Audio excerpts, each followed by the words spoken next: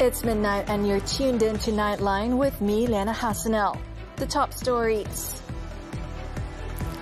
New federal state monitoring system to track Sabah development projects monthly by early 2026. Cattle project scandal. Kedah Member of Parliament to be charged on Monday over alleged corruption. The headlining story. A new joint federal state monitoring mechanism will begin operating by early next year to track the progress of water, electricity and road projects in Sabah on a monthly basis. Prime Minister Datuk Seri Anwar Ibrahim said the new approach requires all 2025 federal funded projects for Sabah to begin next month, ensuring planning and execution no longer drag across multiple quarters. Mulai Januari, kita akan mulakan pemantauan projek bersama dengan kerajaan negeri, mana projek kerajaan negeri dan projek kerajaan persekutuan, supaya kemajuannya dapat kita tinjau, pantau setiap bulan. Kalau sudah ada projek itu, mengapa kelewatannya dan apa lagi yang patut disegerakan. Anwar said this at the Madani Sentuhan Rakyat program at the Sabah International Convention Centre in Kota Kinabalu on Saturday. The Prime Minister stressed that improving project delivery is essential to strengthening trust between Sabah and the federal government. At the same function, Anwar also said the first top-level meeting on returning Sabah's entitlement to 40% of federal revenue derived from the state will be held in the middle of next month, with officials to discuss the mechanism and parameters for this. Jadi mungkin syarat pertama itu kita buat sebelum pertengahan Januari tahun depan tentang kaedah parameters dalam soal 40% supaya beri keyakinan betul-betul kepada Sabah. Ini bukan soal cari dalih. The Prime Minister said returning this right to Sabah was final, but would only be executed once the relevant processes have been completed. Anwar said a preliminary meeting at the technical committee level between the Treasury Secretary General and the Sabah State Secretary was held last month. On another note, the Prime Minister said companies with annual revenue below 1 million ringgit will be exempt from e-invoicing. Anwar said the move is to ensure next year's rollout is more realistic, orderly, and does not place undue pressure on small businesses still adapting to digital systems. The Prime Minister, who is also the Finance Minister, said that the decision was made following a cabinet meeting on Friday. Threshold yang sekarang ni jumlah 500,000 itu dibatalkan dan dinaikkan 1 juta minimum. Jadi maknanya syarikat-syarikat kecil betul tidak perlu lagi dipaksa e-invoicing untuk sekarang ni, ya. Anwar added that as for beyond 1 million ringgit, it will be studied in detail, including the cost implications. The Prime Minister also addressed complaints regarding the late tax refunds, which he acknowledged had frustrated taxpayers who fulfill their obligations on time. As an immediate corrective measure, the Prime Minister announced that the federal government would increase the allocation for tax refunds from 2 to 4 billion ringgit this December to expedite outstanding payments, particularly for small businesses. Meanwhile, Anwar visited the family of the late Datuk Seri Bung Mokhtar Radin at their home in Kota Kinabalu on Saturday to offer his condolences. Anwar was accompanied by Chief Minister Datuk Seri Haji Nur and Tourism, Culture and Environment Minister Datuk Jafri Arifin, who is also Sabah UMNO Secretary. The Prime Minister expressed sympathy to Bung's loved ones and prayed they would be granted strength as they cope with their loss. Bung, a former Deputy Chief Minister and 6th-term Kinabatangan MP, died in the early hours of Friday after being treated in intensive care for a lung infection. He was laid to rest at the Kampung Likas Muslim Cemetery on Friday afternoon.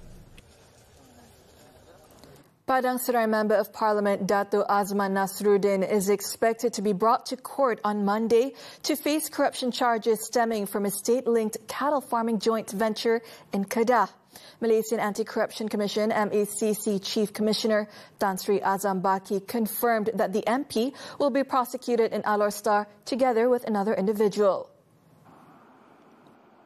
When contacted on Saturday, Azam briefly said that the duo will be charged under the MACC Act. Ahli Parlimen Padang Serai ini dengan seorang lagi, yang mana ketika itu Ahli Padang Serai ini adalah merupakan seorang Ahli Majlis Kajian Negeri Kedah dan juga seorang pegawai dia akan dituduh di mahkamah pada hari Isnin ini. The MP had been detained by the Kedah MACC after prosecutors gave the go-ahead to charge in the same case. Investigations, which reportedly began in February, centered on allegations that about 400,000 ringgit was received in exchange for assistance in securing land use rights for the feedlot project. So far, statements from 15 witnesses have been recorded. The introduction of a social media usage ban for those under 16 is necessary to protect children and adolescents. Communications Minister Dato' Fahmi said the move aims to reduce the risk of exploitation or exposure to inappropriate content. On Saturday, Fahmi shared an incident where a 10-year-old student requested indecent images from their teacher via the WhatsApp application. He said that the case was reported to him directly by the educator. Pelajar itu adalah pelajar tahun 4. Jadi, definitely bawah usia 16 tahun. WhatsApp sendiri mengenakan sekatan. Dia tidak membenarkan kanak-kanak bawah usia 16 tahun daripada menggunakan WhatsApp. Jadi, persoalannya kenapa WhatsApp perkara itu boleh berlakulah dalam WhatsApp. Fahmi said this during a media conference after attending an event in Putrajaya. He hopes the issue can be addressed through the implementation of restrictions on social media platforms and internet messaging systems. The Works Ministry has expressed serious concern over an incident in Terengganu, where a sports utility vehicle SUV plunged into a ravine along a closed section of a road, resulting in 2 fatalities. Its Minister Datuk Sri Alexander Nantalinggi said that initial reports revealed that the vehicle had entered a route that was fully closed to all road users due to a previous road collapse. In a statement on Saturday, Nanta urged the public to follow safety instructions and road closure signs at disaster sites to prevent similar incidents. He added that the Public Works Department has installed warning signs and concrete barriers as safety measures. The road closure had been gazetted under the Road Transport Act, with ongoing monitoring carried out in coordination with the concessionaire. A police report has also been lodged over trespassing on the closed route. In the accident on Friday, 52-year-old Hassan Shazali and 34-year-old Suzaima Che Aziz died after the SUV they were traveling in plunged into the ravine in Kuala Berang. In the 5:30 p.m. accident, the couple was returning to Gua Musang after making preparations for their wedding, scheduled for December 25th. The victims' bodies were claimed by their respective families after the post-mortem was completed at the Hulu Terengganu Hospital on Friday. Suzaima's remains were buried at the Kampung Lebir Cemetery in Gua Musang. Meanwhile, Hassan was laid to rest at the Kampung Kedai Menanti Cemetery in Pasir Puteh. In Sarawak, a visually impaired elderly woman who had to crawl out seeking help after her daughter died has now been placed at a welfare home. Women, Family and Community Development Minister Datuk Sri Nancy Shukri said that the 69-year-old woman was given shelter as she is now living on her own. According to Nancy, the elderly woman is now under the full care of the Social Welfare Department. Lepas itu akan diatur dia punya prosedur lain, tapi saya rasa lebih elok dia tinggal di rumah sekerangan kerana dia keseorangan. She urged the public to pay greater attention to their neighbours, particularly those living alone and in remote locations. The gut-wrenching incident occurred at Kampung Telok Sabang, Kota Samarahan on Friday. It was reported that the victim's 48-year-old daughter complained of chest pains before dying from a heart attack. The elderly woman only realized her daughter had died when the smell of the body became intense on Thursday, forcing her to crawl out of the house to seek help. The 69-year-old was later discovered by a member of the public by the side of a main road the following day. Police investigations revealed that the senior citizen's daughter had passed away 5 days before the incident came to light. Freak accident in Malacca. More local news after this breather. Fan nombor 1, itu memang kamu. Jangan tunggu. Vote laju-laju. Undi calon top 10, 37. Kita bagi kecoh. Nombor 1, bintang paling popular. You are the one. Kita tentukan. ABPBH 37. Satu keunggulan. Memang tiada lawan. Joe. Undi straight sampai 9 Disember. Scan the QR. Cepat undi-undi. Benda free. Tak payah banyak bunyi. Tak cukup. Kita ganda lagi.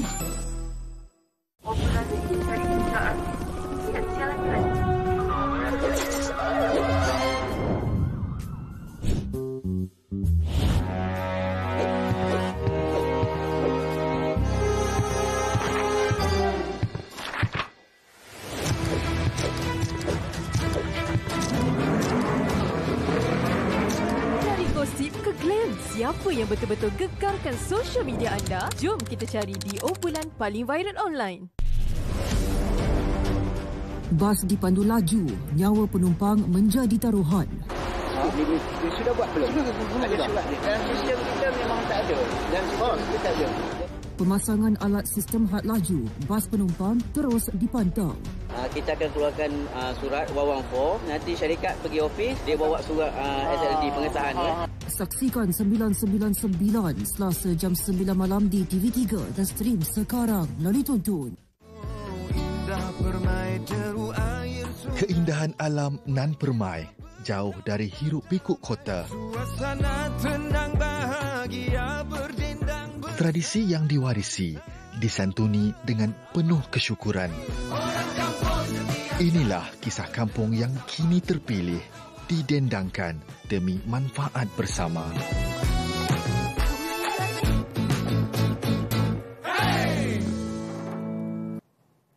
Thanks for staying with Nightline. Here's more home news. The Yang di-Pertuan Agong on Saturday granted an audience to Al-Bukhari Foundation Chairman Tan Sri Said Mokhtar Al-Bukhari in Johor. According to a post on the official Facebook page of Sultan Ibrahim, the audience took place at Istana Pasir Pelangi in Johor Bahru. Said Mokhtar also presented several copies of Islamic books as tokens of appreciation to His Majesty.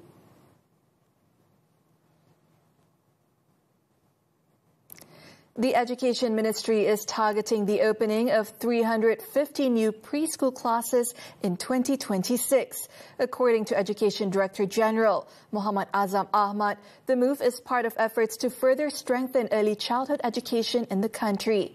The planned addition would increase the total number of preschool classes nationwide to nearly 10,500, compared with the current 10,100. He said it is important to give education to children as access to quality education ultimately enables them to go further in life. Muhammad Azam said that upgrading dilapidated schools also remains a priority, with maintenance work carried out on 41 schools in 2024 and another 43 scheduled for this year.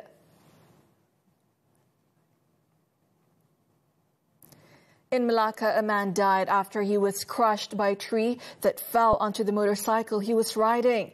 The 1:30 p.m. incident on Saturday also injured a woman.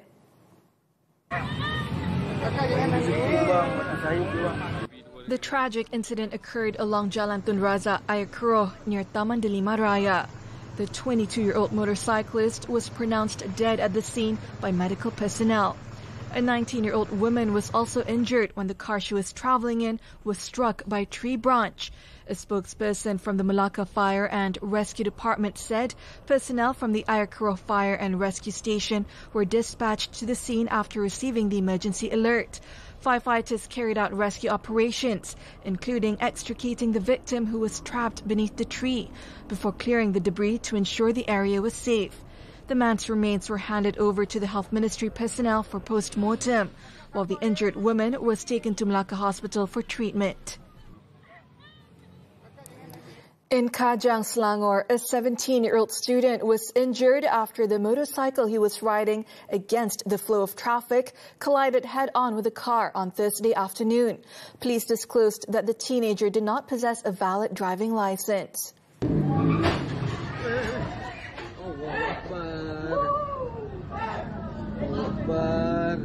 Initial police probe revealed that the collision was caused by the motorcyclist's negligence when he entered the opposing lane and struck the oncoming car. The incident, which occurred at about 2 p.m., involved the youth and his 20-year-old male pillion rider, who works in the private sector. The car was driven by a 30-year-old man.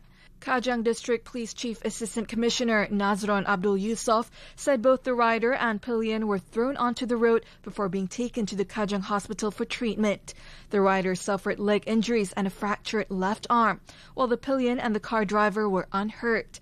The case is being investigated under the Road Transport Act for careless and inconsiderate driving and for driving without a license. And this on a Malaysian's dash cam video, which has recently gone viral. The footage captured two children cycling and performing bicycle students in the middle of a busy intersection.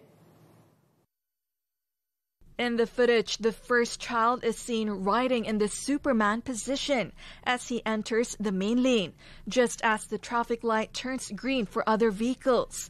A car approaching from the right has to brake abruptly to avoid hitting him.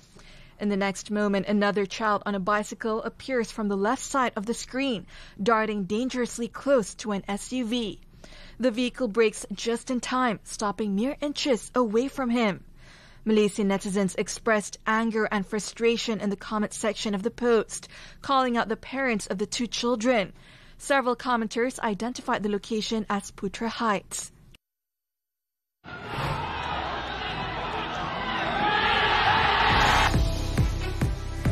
Super League action. This and more when Nightline returns. Belajar kini lebih semangat dengan TV Tuition. Lebih 5,000 video pembelajaran, lebih 100 hos hebat, terdiri daripada selebriti dan guru berpengalaman. Ulang kaji jadi lebih seronok dengan lebih 10,000 soalan latihan, serta ulasan guru yang membantu anda faham dengan cepat dan mudah. Apa tunggu lagi? Langgan sekarang dan stream ditonton. TV Tuition, belajar ditonton, bijak sampai lulus. Fan nombor 1, itu memang kamu. Jangan tunggu. Vote laju-laju. Undi calon top 10, 37. Kita bagi kecoh. Nombor 1, bintang paling popular. You are the one. Kita tentukan. ABPBH 37. Satu keunggulan. Memang tiada lawan. Joe. Undi straight sampai 9 Disember. Scan the QR. Cepat undi-undi. Benda free. Tak payah banyak bunyi. Tak cukup. Kita ganda lagi. Keadaan anak ketika kemalangan tu, kalau dengar pun memang tak sanggup lah. Kita memang dalam keadaan sedih sebab keadaan anak yang orang kata macam 50-50 lah. Dengan dia tumpah darah sebanyak 8 liter tu.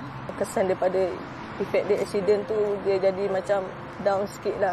Macam cakap dia tak boleh dah macam nak bersukan yang seperti biasa dia. Sebelum ni main bola kan.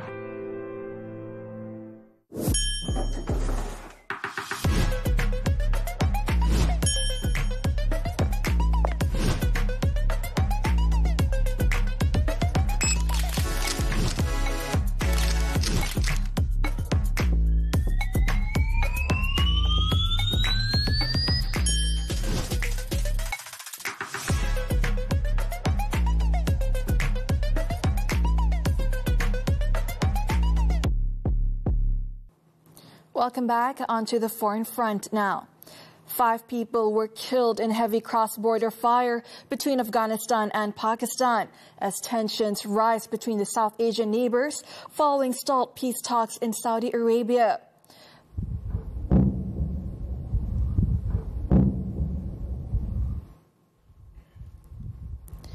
Both sides confirmed exchanging fire late on Friday, with each accusing the other of starting the clash. A Taliban government spokesman claimed that Pakistani forces launched attacks towards Spin Boldak district, prompting an Afghan response. However, a spokesperson for Pakistani Prime Minister Shehbaz Sharif stated that Afghan forces carried out unprovoked firing along the Chaman border. The latest clashes came less than 2 months after both sides agreed to a ceasefire mediated by Qatar and Turkey. Gaza mediators, Egypt and Qatar and 6 other Muslim-majority countries have raised the alarm over Israel's stated plan for a one-way opening of the Rafah border crossing, which would allow Palestinians to leave their territory but not to return and block the entry of humanitarian aid. The foreign ministers of Egypt, Indonesia, Jordan, Pakistan, Qatar, Saudi Arabia, Turkey and the United Arab Emirates issued a joint statement on Friday, expressing deep concern over a recent military announcement that the Rafah crossing would soon open solely for the exit of Gaza residents into Egypt. The announcement was issued on Wednesday by the Israeli military's coordination of government activities in the territories, saying one-way crossings would be allowed with Israeli security approval and in coordination with Egypt. However, Egypt and its co-signatories condemned the plan, rejecting any attempt to displace Palestinians and insisting that Israel comply with U.S. President Donald Trump's 20-point plan, which calls for the Rafah crossing to open in both directions. Rescue teams and volunteers continue to struggle to assist millions affected by floods and landslides in parts of Asia, as the official death toll from the disaster rose above 1,750 in the hardest hit countries of Indonesia, Sri Lanka and Thailand. On Indonesia's Sumatra, many survivors continue to grapple with the aftermath of flash floods and landslides, as the country's meteorological agency warned that Aceh could experience very heavy rain through Saturday, with North and West Sumatra also at risk. So far, at least 867 people have been confirmed dead and 521 remain missing. In Thailand, the floods have claimed at least 276 lives and impacted approximately 3.8 million residents across 12 regions. While water levels have subsided in certain areas, the damage remains severe and the recovery process is anticipated to be prolonged. Meanwhile, disaster-hit Sri Lanka has announced a major compensation package to rebuild homes damaged by a deadly cyclone, even as the island braces for more landslides and flooding. Survivors will be offered up to $33,000 to buy land and construct new homes. As of Saturday, the government has confirmed 607 deaths, with 214 others reported missing and presumed dead.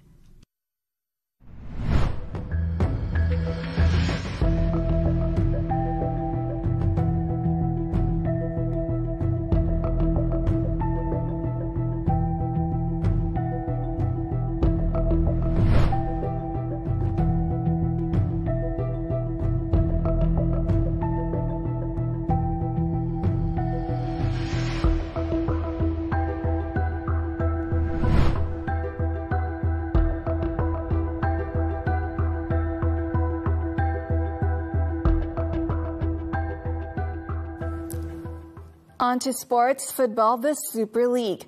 2 matches took place on Saturday night, with Sabah FC thrashing PDRM FC 4-1, while Melaka FC secured a 2-0 win over Negeri Sembilan FC.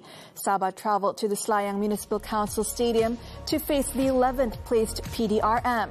Despite controlling the match, Sabah only scored just before halftime with a header from Darren Locke.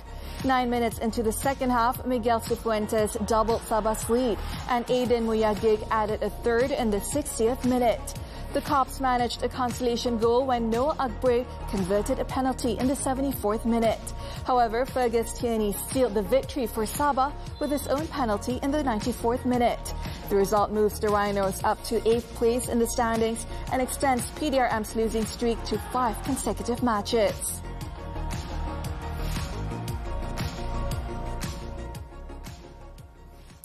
Turning to the 2025 Thailand SEA Games, the national men's football team kicked off their campaign with a strong 4-1 victory over Laos in their Group B opener on Saturday.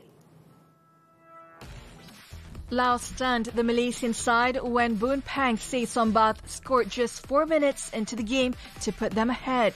However, Malaysia quickly regrouped, with Haikal Danish netting the equalizer in the 33rd minute. Nafuzi Zain's side held their ground as Hakimi Azim Rosli extended the lead in the 59th minute before Moses Raj headed home just 3 minutes later to make it 3-1. Abu Khalil then added the 4th goal just before the final whistle to seal an emphatic 4-1 victory for the Young Tigers. With Laos eliminated, the national team now needs a win against Vietnam to claim the top spot and advance to the semi-finals. On to badminton. Malaysian shuttlers continue their dominance at this year's Badminton World Federation BWF Player of the Year Awards with 6 nominations. 4 of them are in the doubles events, while the other 2 are in the para-badminton categories. Mixed doubles world champions Chen Tangji, To Yi-wei lead the list following their historic win at the World Badminton Championships in Paris, France last August. The world number 3 pair will face tough competition for the award from 2 Chinese duos, Feng Yanjie, Wang Dongping, and Jiang Zhenbang, Wei Yaxin, as well as the Thai combination of Dechapo Povaranukroh and Supisara Posampran. Women's doubles pair Pearly Tan and Tina are also among the nominees, alongside China's Liu Shengshu Tan Ning and South Korean pairs Baek Hana Lee So-hee and Kim Hai-jong Kong Hee-young. In the men's doubles, Malaysia have 2 representatives through Aaron Chia So Hui-yik, as well as Gozefe Nur Izzuddin Rumsani, who will be up against Korea's Kim Won-ho Seo Soon-jae, along with the Danish duo Kim Astrup Anderskar Rasmussen. Meanwhile, in the para-badminton category, 2-time Paralympic champion Chia Lik-hu has been nominated for the SU5 Men's Singles Award, as well as in the men's doubles category, alongside Muhammad Faris Anwar. The winners will be announced at the 2025 World Tour Finals Gala Night in Hangzhou, China on December 15th. Muay Thai now. National sensation Ahmad Noor Iman Alif Rakib delivered on his promise by defeating Lebanon's Ramadan Ondash at the One Fight Night 38 in Bangkok on Saturday. Winning via majority decision by the judges, Alif is also reportedly set to be given the opportunity to compete for the strawweight world championship title in the One Championship competition. In the fight held at Lumpini Stadium, 21-year-old Alif displayed his dominance with his 1.77-meter frame. He leveraged his size to control Ondash's aggressive attacks, repeatedly knocking his opponent down with a series of punches and kicks. Alif secured the win by majority judges' decision, ending Ondash's previously unbeaten record. This victory brings Alif closer to achieving his dream of challenging for the strawweight championship belt, currently held by Thailand's Prajanchai PK Sanchai.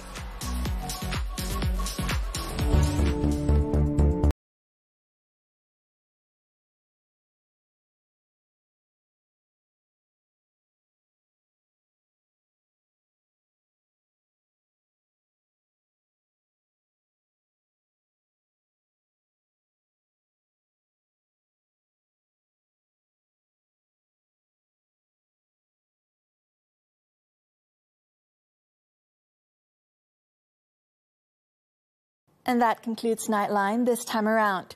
Before we leave, let's take a look as Nobel Prize-inspired light installations light up the streets of Stockholm, while laureates gather for the December 10th award ceremony.